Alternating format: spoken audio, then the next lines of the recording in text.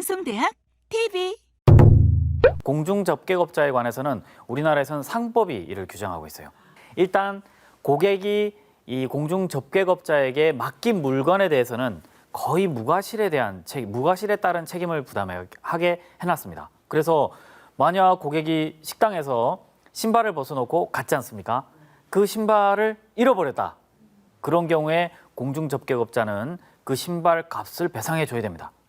새 신발 값일까요? 그죠? 신던 신발 값으로 배상을 해줘야 됩니다. 우산을 잃어버렸다. 이런 경우에는요, 마찬가지로 우산 값을 배상을 해줘야 됩니다. 그런데 어떤 고객들은 현금 100만 원을 잃어버렸다. 이런 사람도 있을 수 있습니다. 그런 경우에는 어떨까요?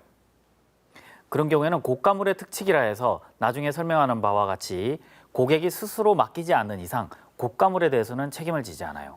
그리고 예를 들어 고려청자 같은 걸 들고 오는 사람도 있을 수도 있죠. 네, 그런 경우에도 마찬가지 고객이 스스로 맡기거나 이게 고가물이라는 것을 고지하도록 그렇게 되어 있습니다.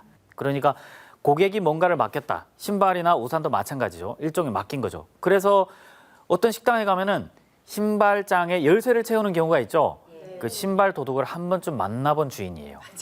만나보니까 자기도 배상이니까 깜짝 놀란 거죠. 그래서 신발장에 열쇠를 해놓기도 하고, 그다음에 우산 같은 경우도 우산꽂이에다가 이렇게 열쇠를 장치하시는 분들 있죠. 그런 분들도 우산 도둑을 방지하기 위해서.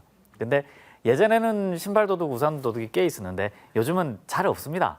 잘 없지만 일단 배상 책임을 져야 된다는 건 기억해 두시고요. 그러면 식당 가면 고객 여러분, 신발은 자기 책임으로 보관하시기 바랍니다. 신발 분실 시 우리는 책임을 지지 않습니다. 이렇게 게시를 하면 효과가 있을까요? 게시를 했다 하더라도 효과가 없다고 상법에 쓰여져 있습니다. 상법이 게시하는 사람들이 하도 많다는 걸 알기 때문에 그렇게 게시를 하더라도 책임을 진다라고 상법이 아예 써놨어요. 그런데 우리 식당 주인들은 그걸 게시를 하죠. 그걸 게시를 하면 우리 또 손님들은, 우리 대한민국 사람들은 좀 순해요. 순해서 내가 잘못했나 보다. 그리고 주인한테 항의를 안 합니다. 아유, 내 잘못이지 뭐. 참고 슬리퍼 신고 집에 갑니다.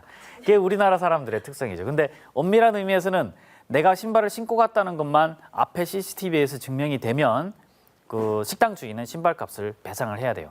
그 가게 주인은 신발을 도난당하지 않도록 직원이 감시를 하든지 CCTV를 설치하든지 해야 된다는 거죠. 그렇지 않은 경우에는 신발 분실, 우산 분실, 주인이 항상 책임을 지게 돼 있습니다.